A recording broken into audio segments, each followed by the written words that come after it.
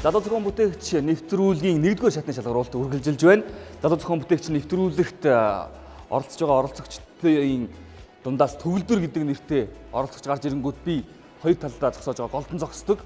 Төгөлдөр нэртэй их олон зохион бүтээгч манай нэвтрүүлгээр оролцсон санагдаж байна шүү. Энэ цаг үеийн хамгийн түгээмэл нэр их шиглэн Тэмүүлэн хоёр байна гэсэн чинь. Тэгэхээр бас төгөлдөр гэдэг элбэг нэртэй нэгэн зохион бүтээгчийг үрээ. Ингээд төгөлдрийг тайзан дээр ухтаацгаая. Шинэ Монгол сургуулиас оролцож байна. Амлсан ёсороо би голдон зогсох нь байна. Аз ирдэг гэсэн шүү дээ. За төгөлдөр өөрийгөө танилцуулаач.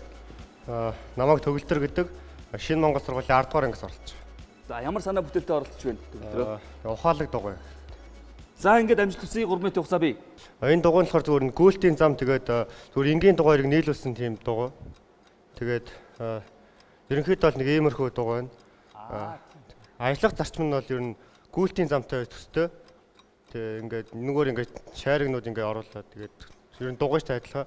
Энд ч нэг мотор тэгээ араа байгаа. Тэгэхээр хажуу талаас нэг иймэрхүү шаврын алтаар энэ дугуйн дээр хийх хэрэгцээ. Тэгээд иймэрхүү ер нь бас харагдана.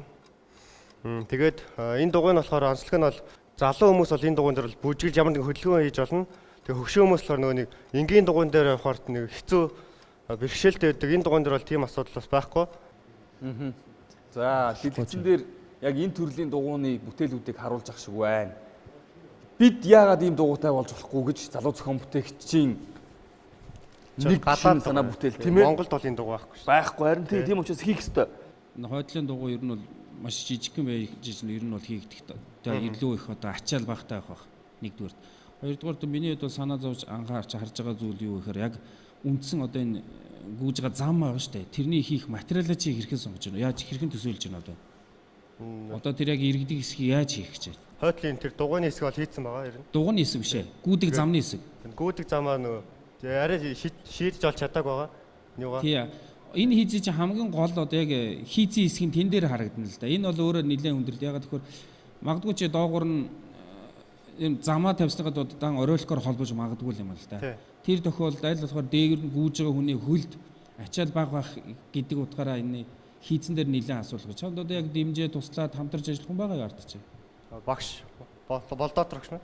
Юуны багш? Технологи. Технологийн багш аа. Наад чинь яг чиний нөгөө юу тодорхойлбол биш юм шиг байна. Эндээс үзэхэд нөгөө хөгшин хүмүүс зориулсан бүтээгдэхүүн бол биш юм шиг байна. Тэгээ би эндээс хараад байна.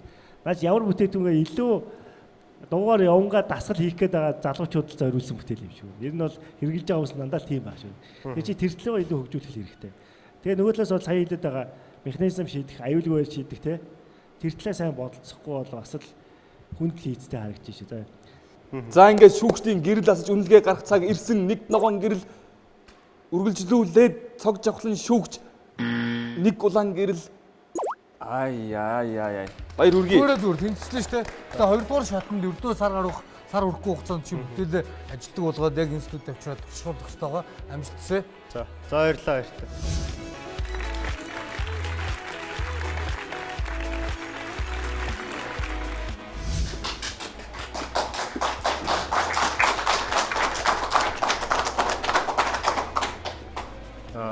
Ухаалаг дугуй санаагаар ороод тэнцээ гараад ирлээ. Сэтгэл өндөр байна. Нэг ногоо нэг улаан асцсан баг. Тэгэл дахиад нэг ногоо асчаасаа л гэж дотроо хүсэж байсан. Одоо ингээ 2 дугаар шатанда бүтээлээ амжилтаа игээд төрөөд ирнэ.